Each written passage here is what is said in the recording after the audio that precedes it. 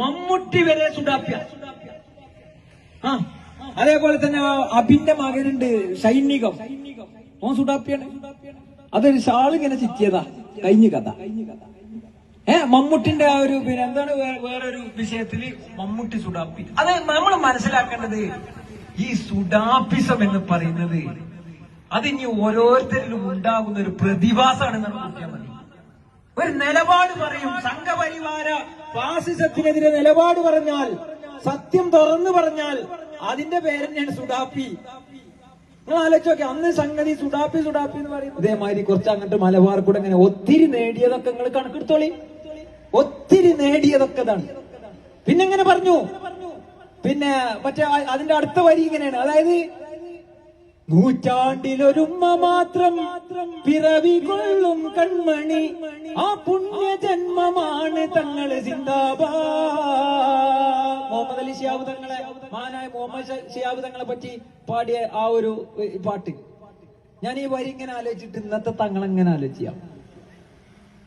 ആലോചിച്ച് നോക്കി, ഇന്നത്തെ തങ്ങളെങ്ങനെ ആലോചിച്ചിട്ട് എന്താണ് സത്യത്തില് ഒരു ഉത്തരവാദിത്വത്തിൽ ഇരുന്നു കൊണ്ട് എന്താണ് ആ പ്രസ്താവനകളൊക്കെ. ഇപ്പൊ നേരത്തെ മജീദ് മാഷ് ഇവിടെ സൂചിപ്പിച്ചു. നോക്കൂ, മതേതരത്വത്തിന്റെ കടക്കിൽ കത്തിവെക്കുക, സംഘപരിവാര ഫാസിസം, ബാബരി മസ്ജിദിന്റെ ദംസനം, വിചിത്ര വിധി, ഇതൊക്കെ കണ്ടുകൊണ്ട് രാമക്ഷേത്രം പണിഞ്ഞ് അതിന് ഒരു സ്റ്റേറ്റ്മെന്റ് കൊടുക്കുമ്പോ പറയാണ് ഇതൊക്കെ മതേതരത്വത്തിന്റെ പ്രതീകമായിട്ട് തന്നെ ഇവിടെ വേണം, അതിന് ഊന്നൽ നൽകുന്നാണ് പറയാ. എത്ര ഖേദകരമാണ് ആ സംഭവമൊക്കെ. എന്നിട്ട് പിറ്റേന്ന് വന്നിട്ട് ഇത് വിവാദമായപ്പോ പറയാണ് എനിക്കത് ഓർമ്മയില്ല. നോക്കൂ, ഒരു സ്റ്റേറ്റിന്റെ ഒരു സ്ഥാനത്തിരിക്കുന്ന അത്തരം ഇങ്ങനെ ഞാന് ആ തറവാട്ടിൽ ഒരാൾ ഞാൻ കണ്ടിട്ടില്ല.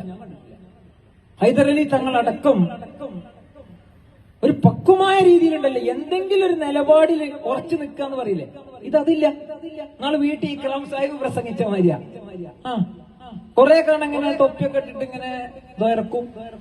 പിന്നെ കാണാം ഓണപ്പൂവേ പൂവേ എന്നിട്ട് വേറൊരു സ്റ്റേജിൽ ഇങ്ങനെ ഇങ്ങനെ നിൽക്കണം. അതിന്റെ ഇടക്കുണ്ട് ഇങ്ങനെ പോയിട്ട് ക്രിസ്മസിനൊക്കെ കേക്കൊക്കെ കട്ട് ചെയ്ത് ഓരോന്നിനും ഓരോ മതത്തിനും അതിന്റേതായ ചട്ടക്കൂടുകളുണ്ട്. ഈ നേരത്തെ പറഞ്ഞ പോലെ അവനാന്റെ മതത്തിന്റെ ആശയം കൊണ്ട് ഈ പണയം വെച്ചുകൊണ്ട് അല്ല ഇവിടെ മതേതരത്വം ഉണ്ടാക്കല്. മതേതരത്വം തന്നെ ഉണ്ടാ വ്യക്തികൾ തമ്മിലുള്ള ആ ഒരു സ്നേഹവും ആ സംഗതിയാണ്, മതമൈത്രിയാണല്ലോ. എന്നിട്ട് ഇതിന് വേണ്ടിയിട്ട് ഇങ്ങനെ കാട്ടിയിട്ട് പിന്നെ അങ്ങനെ പോയിട്ട് കാണാം, ദുബായി കൂടെ പോകുമ്പോ കാണാം ഒരു 4-5 സ്ത്രീകളൊക്കെ കൊണ്ട് സെൽഫി ഒക്കെ എടുത്ത് നിൽക്കുന്നുണ്ട്. അത് കഴിഞ്ഞാണ് ലണ്ടനിൽ കൂടെ ഇങ്ങനെ പോകുമ്പോ കാണാം തൊപ്പിയൊന്നുമില്ല, ഫുള്ള് ഫ്രീക്കില്ല, മൊത്തത്തിലൊരു പ്രച്ഛന്ന വേഷമാരില്ല. ഒരവസ്ഥ ഒന്ന് ആലോചിച്ചു. ഇത് ഞാൻ പറയുമ്പോ എന്ന് പറയാ സമസ്തന്റെ മുസാവറ അങ്ങോ എന്നൊക്കെ ചോദിക്കലുണ്ട് എന്നോട്. ഞാൻ ഇപ്പൊ സത്യത്തില് സമസ്തന്റെ 41ാമത്തെ മുഷാവറ 40 ഓലുണ്ട് പുറത്തിയാണ്. ബാബരി തകർത്തവരാം, ദളിതരെ കൊന്നവരാം, 1000 കണക്ക് ജീവൻ എതിർത്തവരാം, ഇവരെ തടയേണ്ടത് രാജ്യത്തിന്റെ കടമയല്ലേ. ആരുടെ കൂടെ നിൽക്കും നമ്മൾ, ആരുടെ കൂടെ നിൽക്കും, ആരുടെ കൂടെ നിൽക്കും നമ്മൾ, ആരുടെ കൂടെ നിൽക്കും, നേരിന്റെ കൂടെ നിൽക്കും നമ്മൾ, നീതിയോടൊപ്പം നിൽക്കും, നേരിന്റെ കൂടെ നിൽക്കും നമ്മൾ, നേരിന്റെ കൂടെ നിൽക്കും. നിങ്ങളെ മാത്രം ഇഷ്ടപ്പെടല്ലപ്പാ, നമ്മളെ മാത്രം ഇഷ്ടപ്പെടല്ലപ്പാ. നമ്മളെ മാത്രം ഇഷ്ടപ്പെടാതിരിക്കുക, എല്ലാരെ കണ്ണുകൊണ്ടും എല്ലാവരെയും കാണുക, പൊതുശത്രുവിനെ തിരിച്ചറിയുക, മറ്റുള്ളവനെ തീവ്രവാദി എന്നും സുഡാപ്പി എന്നും പറയുന്നതിന് മുമ്പ് ഓം പറഞ്ഞ കാര്യം ഈ തെരുവീതികളിൽ നടക്കുന്നുണ്ടോ, നമ്മൾക്ക് അനുഭവമുണ്ടോ, സത്യമല്ലേ എന്നുള്ളത് നോക്കുക.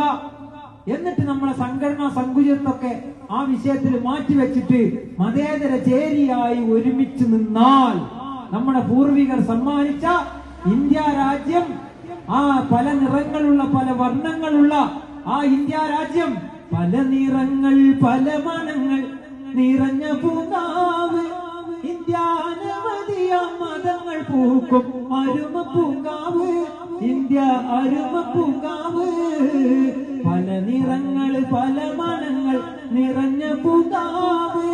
ഇന്ത്യ അനവധിയ മതങ്ങൾ പൂക്കും അരുമ പൂങ്കാവ്, ഇന്ത്യ അരുമ പൂങ്കാവ്. ആ ഇന്ത്യ രാജ്യം നമുക്ക് എങ്ങനെയാണോ പൂർവികന്മാര് തന്നത്, അതിനേക്കാൾ സുന്ദരമായി നമുക്ക് നമ്മുടെ കുട്ടികൾക്ക് വരും തലമുറക്ക് കൈമാറാൻ നമുക്ക് സാധിക്കും. അങ്ങനെ സാധിക്കുമാറാകട്ടെ എന്ന് ആത്മാർത്ഥമായി ആഗ്രഹിച്ചുകൊണ്ട് പ്രാർത്ഥിച്ചുകൊണ്ട് ആ നിലപാടിൽ ഉറച്ചു നിൽക്കാനും, എന്ത് പ്രതിസന്ധികൾ ഉണ്ടെങ്കിലും നിലപാടോടുകൂടി മുന്നോട്ട് പോയി ചരിത്രമായി മാറാനും നിങ്ങൾ എല്ലാവരും പ്രാർത്ഥനയിൽ ഉൾപ്പെടുത്തണമെന്ന് ഈ എളിയവൻ നിങ്ങളോട് അഭ്യർത്ഥിച്ചുകൊണ്ട് അപേക്ഷിച്ചുകൊണ്ട് എന്നെ ഈ പരിപാടിക്ക് ക്ഷണിച്ച കാവന്നൂര് 12 SDPIയുടെ കമ്മിറ്റി അംഗങ്ങൾ, അതേപോലെ തന്നെ മറ്റു പാർട്ടിയുടെ നേതൃത്വങ്ങൾ, സഹോദരങ്ങൾ, അതേപോലെ തന്നെ എന്നെ ഇവിടെ കേട്ടുനിന്ന